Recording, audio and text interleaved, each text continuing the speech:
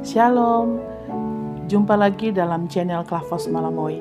Saat ini saya hendak membagikan kebenaran firman Tuhan, tetapi sebelumnya marilah kita satu dalam doa, kita berdoa. Terima kasih Tuhan, karena kasih anugerah pertolongan-Mu bagi kami, dan di saat ini kami kembali lagi akan mendengarkan akan berita firman-Mu. Bapa, berilah hikmat pengertian bagi kami, supaya kami mengerti dan mampu kami melakukannya dalam kehidupan kami setiap hari.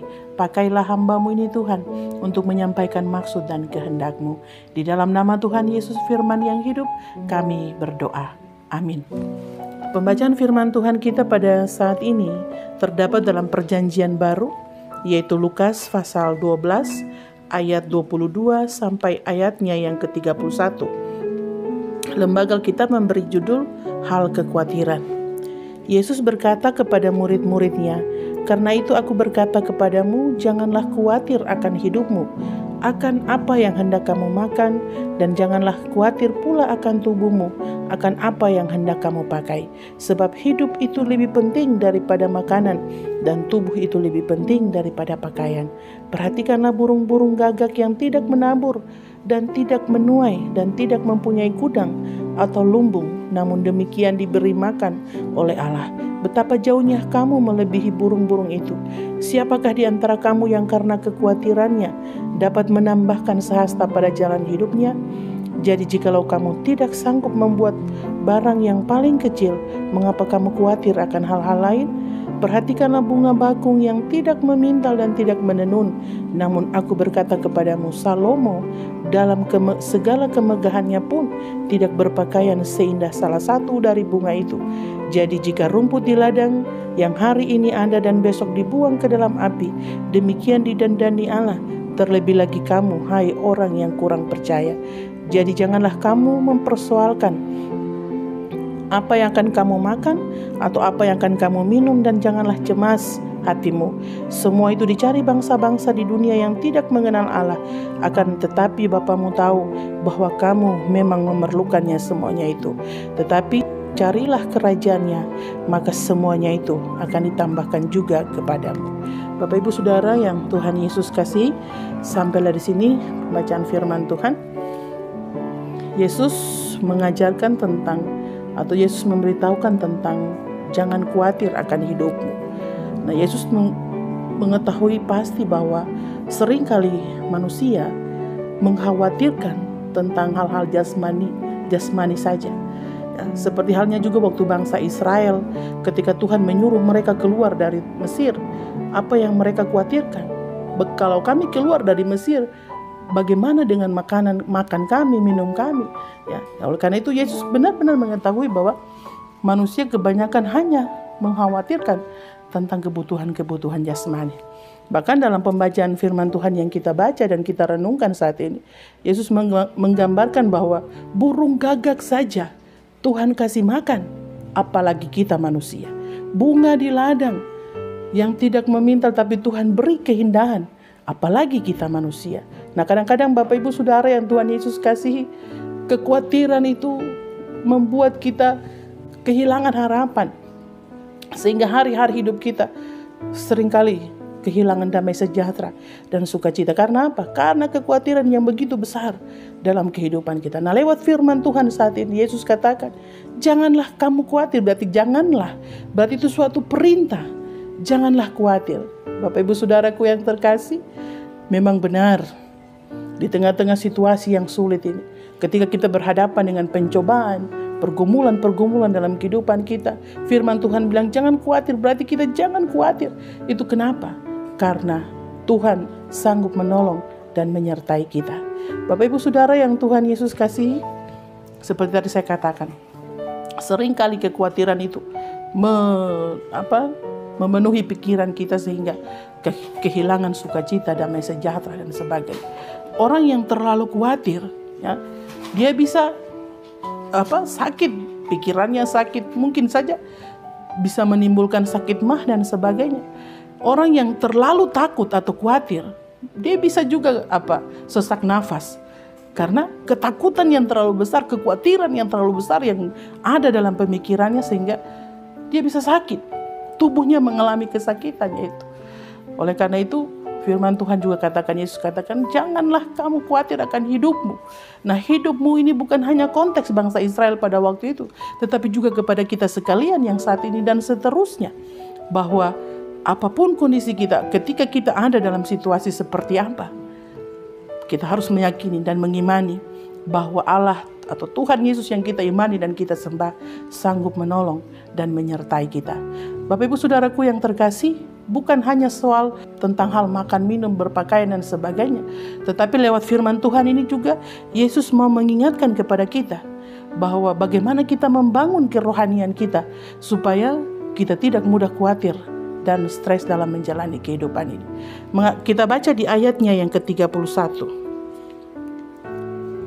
Tetapi carilah kerajaannya, maka semuanya itu akan ditambahkan juga kepadamu. Nah, ini berarti kita harus mencari Tuhan, membangun kerohanian kita. Supaya ketika kita diperhadapkan dengan tantangan, pergumulan, pencobaan, ataupun ujian-ujian dalam kehidupan kita ini, kita tidak khawatir. Karena kerohanian kita sudah membangun kehidupan kerohanian kita dengan baik dan benar. Ada banyak contoh.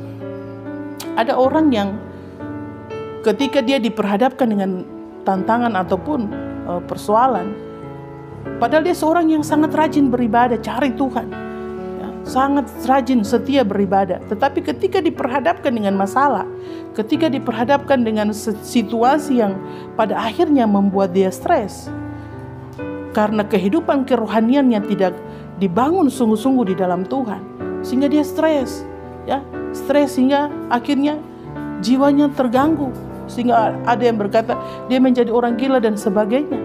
Karena itu yang menjadi pertanyaan, selama dia mencari Tuhan, apakah benar-benar kerohaniannya itu dibangun sungguh-sungguh di dalam Tuhan? Nah, di Matius 6 ayat yang ke-33 juga dikatakan, tetapi carilah dahulu kerajaan Allah dan kebenarannya, maka semuanya itu akan ditambahkan kepadamu.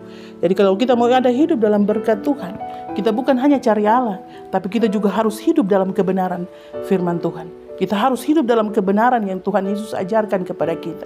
Percuma saja kita rajin beribadah, percuma saja kita rajin pelayanan, tapi toh kita tidak hidup benar di hadapan Tuhan. Itu sia-sialah apa yang kita lakukan, sia-sialah ibadah kita. Ketika persoalan datang, tantangan datang, stres dan mudah jatuh.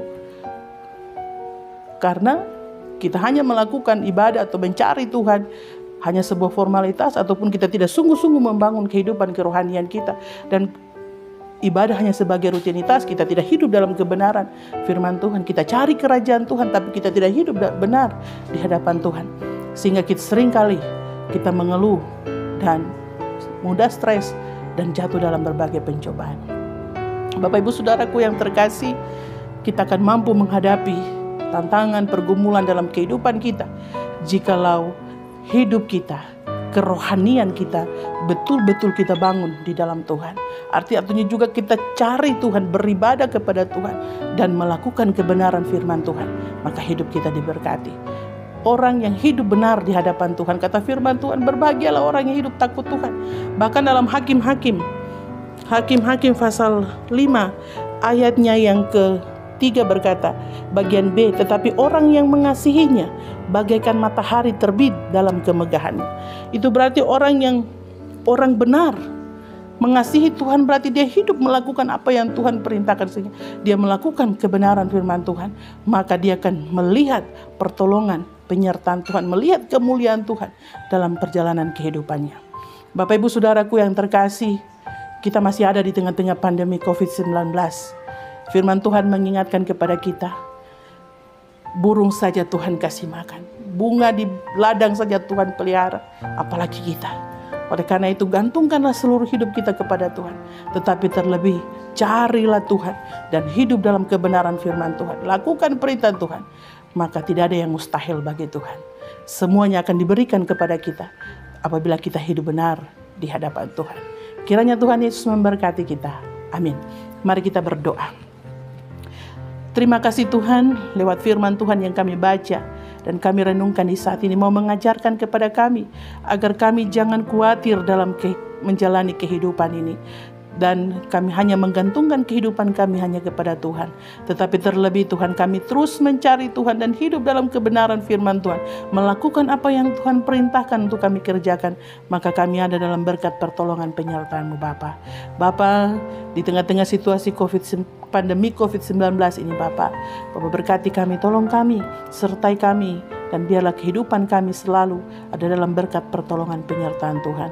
Bagi mereka yang terhubung dalam channel Klavos Malamoy saat ini Tuhan, mereka yang ada dalam pergumulan hidup rumah tangga, Tuhan tolong mereka. Mereka yang ada dalam pergumulan pekerjaan dan sebagainya, Tuhan tolong mereka. Baik mereka yang ada dalam kesakitan, Bapa berkati, Bapa pulihkan, sehingga mereka dapat memperoleh kesembuhan yang hanya berasal daripada Tuhan. Bapa kami yang di surga, berkatilah semua kami, dan biarlah kami dapat dipakai untuk hormat dan kemuliaan nama Tuhan. Bapa, ampunkanlah salah dan dosa kami, agar setiap apa yang kami mohon dan kami pinta, layak Engkau jawab seturut dengan kehendak Bapa di surga. Di dalam nama Tuhan Yesus, kami berdoa dan mengucap syukur kepada-Mu. Haleluya. Amin. Terima kasih, Tuhan memberkati.